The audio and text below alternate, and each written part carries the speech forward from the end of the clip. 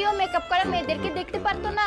এই জন্য যখনই সব কর্মচারীরা জানতে পারে ও ছুটি থেকে ফিরে আসছে, সবাই মেকআপ মুছে স্যুট জ্যাকেট পরে নেয়। নতুন মেয়েটি এই নিয়ম জানতো না, এই জন্য চুপচাপ এক জায়গায় দাঁড়িয়ে থাকে। তখনই ওকে হিংসে করা ম্যানেজার ওকে ধাক্কা দিয়ে দেয় আর মেয়েটি সোজা গিয়ে সিওর গায়ে পড়ে। সবাই অবাক হয়ে যায়, মেয়েটি ভয় পেয়ে যায় আর মাফ চায়। কিন্তু সিও আচমকা ওকে জড়িয়ে ধরে বলে ও তাকে অনেক মনে করেছে। মেয়েটি অবাক হয়ে যায় কারণ ও তাকে চেনেই না। সিও অ্যাসিস্ট্যান্টকে আদেশ দেয় মেয়েটিকে সুপারভাইজার করে দাও আর মেয়েটির স্যালারি $5 মিলিয়ন করে দাও। ফের ওকে অফিসে নিয়ে গিয়ে দেখে ও কোথাও চোট পায়নি তো।